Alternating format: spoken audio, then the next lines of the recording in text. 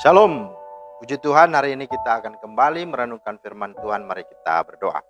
Bapa di sorga, terima kasih buat hari ini. Kembali kami akan merenungkan firman Tuhan.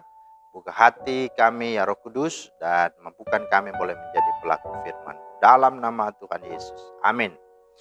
Bapak Ibu, firman Tuhan kita terambil dari 2 Samuel 9 ayat 7-8.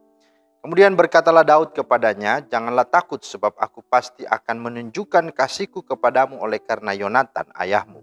Aku akan mengembalikan kepadamu segala ladang Saul nenekmu, dan engkau akan tetap makan sehidangan dengan aku. Lalu sujudlah Mephiboset dan berkata, apakah hambamu ini sehingga engkau menghiraukan anjing mati seperti aku? Nah, itulah firman Tuhan yang menjadi dasar renungan kita pada hari ini. Bapak Ibu, tema kita adalah jadilah perpanjangan tangan Tuhan. Jadilah perpanjangan tangan Tuhan. Nah, dari pernyataan Mephiboset ini hendak menyatakan bahwa ya ada hati terluka di sana, ada ketertolakan, ada keputusasaan serta kekecewaan dengan dirinya ya, terhadap orang lain, bahkan juga mungkin terhadap Tuhan. Nah, saudara, siapakah Mephiboset? Dia adalah cucu Raja Saul. Dia adalah putra dari Yonatan, sahabat Daud. Masa kecil Mephiboset dihabiskan di dalam lingkungan istana dengan penuh kemewahan, kemegahan, dan kemakmuran. Tentu sudah menjadi pemandangan sehari-hari bagi Mephiboset. Nah, secara materi Mephiboset tidak kekurangan suatu apapun, ya, bahkan lebih dan berlimpah, sehingga bisa dikatakan bahwa ia seorang anak yang beruntung dan memiliki masa depan yang cerah. Nah, tetapi kenyataan berkata lain. Kehidupan ini tidak seperti yang kita pikirkan dan rancangkan. Ya, suatu peristiwa telah membuyarkan semua masa depan Mephiboset. Mephiboset telah kehilangan orang-orang yang dicintainya, yaitu ayahnya, Yonatan, dan kakeknya, Raja Saul, dan saudara-saudaranya yang lain. Mereka tewas di medan peperangan saat melawan orang Filistin, dan saat berita kematian rombongan Saul dan Yonatan itu sampai ke istana, maka apa yang terjadi? Terjadilah kekacauan dan kepanikan ya, melanda seluruh orang di dalam istana. Mephiboset yang pada waktu itu masih berumur 5 tahun sampai terjatuh dari gendongan inang pengasuhnya. Akibatnya ia mengalami cacat permanen. Kedua kakinya menjadi timpang. Ia tidak dapat lagi menikmati masa kecilnya dan remajanya sebagaimana layaknya anak-anak pada masa kecilnya dan remajanya. Mephiboset tumbuh sebagai orang yang cacat dan terluka, tidak hanya fisiknya, terlebih-lebih terluka batinnya. Masa lalu yang kelam kini menghalangi langkahnya untuk menatap hari esok. Sepertinya masa depan dan harapannya pupus sudah dan sirna. Nah, saudara, itu yang menjadi kenyataan. Tetapi apakah Mephiboset hidupnya ya menjadi seseorang yang masa depannya suram? Apakah terjadi demikian? Nah, dalam firman Tuhan yang kita baca dan renungkan, ya tidaklah terjadi demikian. Mengapa?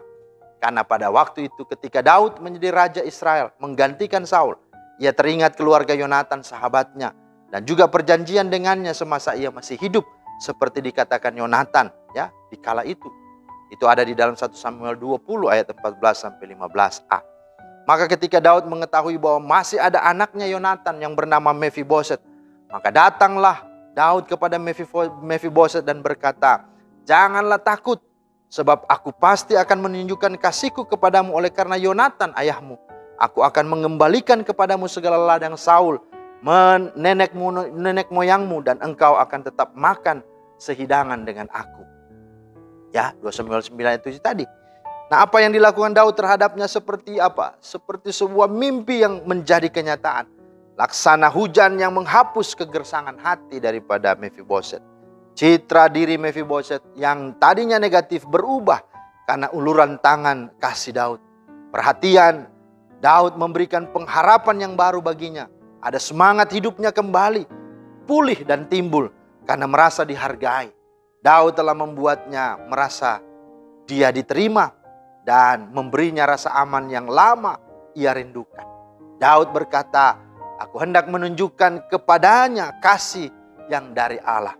Ayat 3 dan dari 2 Samuel ayat 9. Nah saudara, apa pelajaran yang kita dapat petik dari kisah Mephiboset ini? Yang pertama, kehidupan ini seperti roda berputar. Kadang di atas, kadang di bawah. Karena itu ketika kita diberkati, diberi kelimpahan, janganlah takabur. Janganlah pongah dan sombong, karena kita tidak tahu apa yang akan terjadi kelak ke depan. Dengan hidup kita, dengan anak-anak kita, bahkan dengan keturunan kita. Karena itu, mari sadari itu. Tetaplah menjadi orang yang rendah hati dan bersyukur. Yang kedua, bila saat ada situasi-situasi seperti Mephiboset yang kita alami, maka jangan pernah putus asa. Jangan pernah merasa hidup kita tidak berharga, tidak berguna. Tetapi apa? Terimalah dirimu dan percayalah ya, bahwa ada satu pribadi yang sangat memperhatikan dan mengasihi kita. Di tangannya ada pemulihan masa depan, pengharapan yang pasti. Ia adalah Tuhan Yesus Kristus. Karena pengorbanannya di kayu salib menjadi bukti ia sangat mengasihi kita. Dialah sanggup menyembuhkan luka-luka batin kita dan memberikan masa depan kita yang penuh dengan harapan. Mari terimalah dirimu dan percayalah kepada Tuhan dengan sungguh-sungguh dan majulah bersama dengan Tuhan. Dan yang ketiga, mari jadilah seperti Daud. Jadilah perpanjangan tangan Tuhan. Dengan mengasihi dan memperhatikan orang-orang seperti Mephiboset yang lemah, yang membutuhkan pertolongan kita. Dan pasti berkat Tuhan juga akan ada dan akan menjadi bagian hidup kita, bahkan juga keturunan kita. Inilah yang diamini dan digenapi dalam hidup Daud ketika dia menolong dan membantu orang-orang seperti Mephiboset. Mazmur 37 ayat 5 berkata, "Dahulu aku muda, sekarang telah menjadi tua, tetapi tidak pernah aku lihat orang benar ditinggalkan atau anak cucunya meminta-minta roti."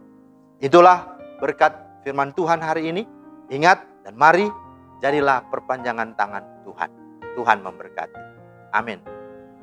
Mari kita berdoa. Terima kasih Tuhan untuk firman-Mu. Teraikan di hati kami dan mampukan kami Tuhan selama hidup yang Engkau beri.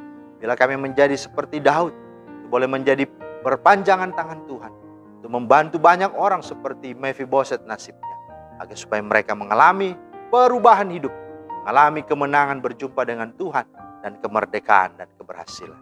Terima kasih Tuhan, kami serahkan hidup kami sepanjang hari dalam tangan. Dalam nama Tuhan Yesus. Amin. Demikianlah firman Tuhan hari ini. Kiranya menjadi berkat. Selamat beraktivitas. Tuhan Yesus memberkati. Shalom.